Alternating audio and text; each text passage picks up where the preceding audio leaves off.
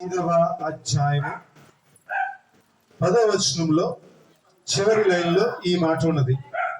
తనకు విధేయులైన వారందరికీ నిత్య రక్షణకు కారకుడాయను.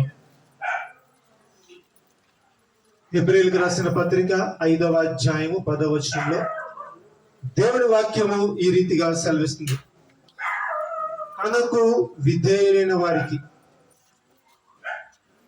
ఎవరికి రక్షణానందమును మరి దేవుడు అనుగ్రహిస్తాడంటే, ఎవరైతే దేవుని యందు భయభక్తులు కలిగి ఆయనకు విధేయత చూపిస్తారో, ఆయన చెప్పిన ప్రకారము నడుచుకుంటారో, దేవుని లేఖనములో ఏదైతే వాక్యము పొందపరచబడి ఉందో దానిని అనుసరించి నడుచుకుంటారో వారికి రక్షణను కలుగు చేస్తానని, దానికి కారణభూతుడు ఆయనని దేవుని వాక్యము సెలవిస్తుంది.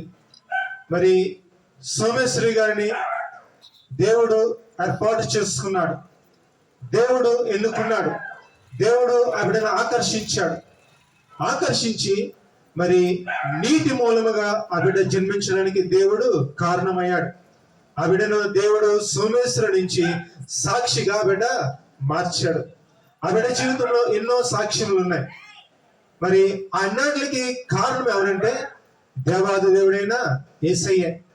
ఆవిడ రక్షణను పొందుకుంది, నీటి బాప్తిసం పొందుకుంది. ఆవిడ ఒక మాట ధైర్యంగా చెప్పవచ్చు. యెషయా గ్రంథము 12వ అధ్యాయము 2వ వచనం చదవండి మా సాక్షి గారు. యెషయా గ్రంథము 12వ అధ్యాయము 2వ వచనం చదవండి.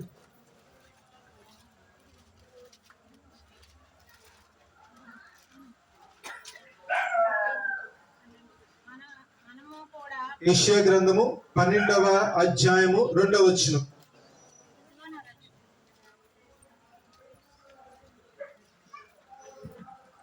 చదవండి, కూర్చొని చదువు. ఇదిగో నా రక్షకుడు కారణభూతుడగును దేవుడు, నేను భయపడక ఆయనను నమ్ముకొనుచున్నాను. యెహోవా యెహోవాయే నాకు బలమని ఆయనను నా కీర్తనాస్పదం. ఆయన నాకు రక్షణాధారమే.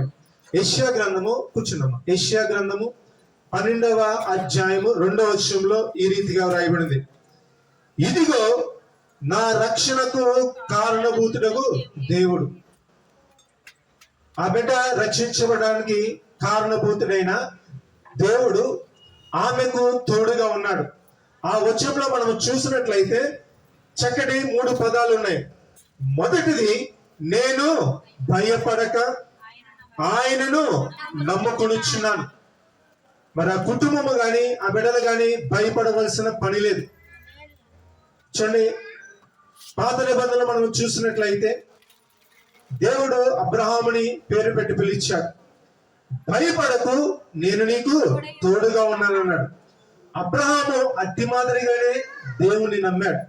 అది అతనికి నీతిగా ఎంచబడింది. మరి ఈరోజు ఆ బిడ్డ ధైర్యంగా చెప్పగలిగే మాట ఏమిటంటే, నేను భయపడక ఆయనను నమ్ముకొనుచున్నాను. యోసేపు జీవితంలో చూసినట్లయితే ఎన్నో కష్టాలు అయినప్పటికీ యోసేపు మరి దేవుణ్ణి నమ్ముకున్నాడు. దేవుడు తనని ఉన్నతమైన స్థానంలో ఉంచాడు. అదే మాదిరిగా మనం చూసినట్లయితే యెహోవాయే నాకు బలము. చూడండి, మొదటిది భయపడను అని ఆ వాక్యంలో సెలవిస్తున్నది. రెండవదిగా నమ్ముకొనుచున్నాను. ఎవరైతే దేవుని మూలముగా జన్మించారో, రక్షించబడ్డారో వారు భయపడవలసిన పని లేదు. రెండవదిగా వారు దేవుని మీద నమ్మకం ఉంచినప్పుడు దేవుడే గొప్ప కార్యములు జరిగిస్తాడు.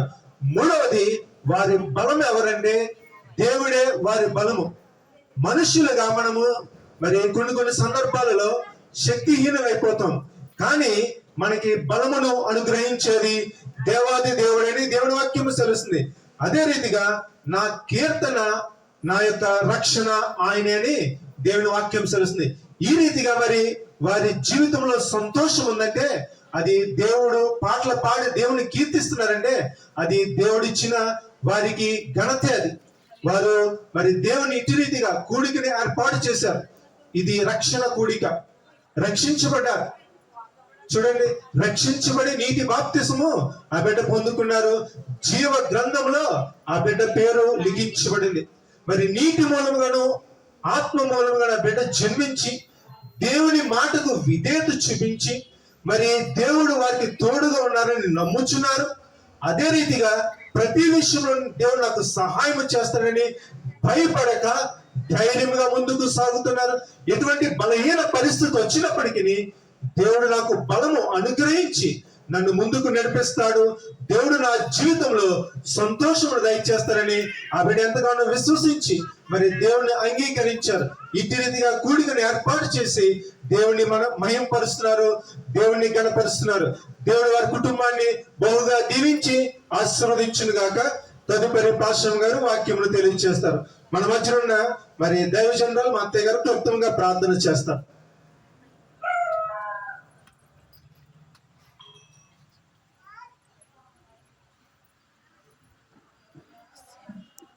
స్తోత్రం నాయన ప్రభా. పరిశుద్ధమైన మా తండ్రి, నీ పరిశుద్ధ పాదములకు స్తుతి స్తోత్రం చెల్లిస్తున్నాం తండ్రి. నీ పరిశుద్ధ ప్రార్థనా మందిరంలో ప్రభా మీరు దీవించిన విధానాన్ని బట్టి నీకే వందనములు ప్రభా, స్తోత్రములు తండ్రి. ఆయన ప్రతి ఒక్కరూ నీటి బాప్తిసం తీసుకుంటుండగా ప్రభా మీరెంతో గొప్ప దేవుడు, శక్తిమంతుడు నాయన. ఇద్దరు ముగ్గురుగా నాయన కూడిన సంఘాన్ని లాగా నాయన ప్రభు ఏర్పాటు చేసినప్పుడు అనేక మంది జనాంగానుగా మీరు తయారు చేస్తున్న విధానాన్ని బట్టి నీకే వందనములు ప్రభా. నాయన కూటాన్ని ఏర్పాటు చేసిన సోమేశ్వర గారి కుటుంబాన్ని మీరు దీవించండి, ఆశీర్వదించండి, బలపరచండి, దీవించండి ప్రభు. అనేకమైన దీవెనలు ఆశీర్వాదములు మీరు బిడకు దయచే ప్రభు.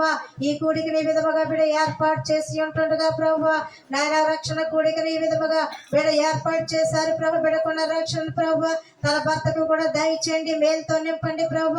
తన కుటుంబస్తులందరూ కూడా మార్పు చెందాలి, అందరూ కూడా నేను నా బాటలో నడవాలని ఆ బిడ ప్రభు ఎప్పుడైతే అనుకున్నదో ఆ విధముగానే ప్రభు బిడనైన కుటుంబములు అందరికీ రక్షణ ఇస్తూ ఉన్నావు ప్రభు. నీకే వందనములు, స్తోత్రములు తండ్రి. నాయన సోమేశ్వర గారి కుటుంబంలో ఎన్నో మేలు, ఎన్నో అద్భుత కార్యములు, ఎన్నో ఆశ్చర్య కార్యములు నాయన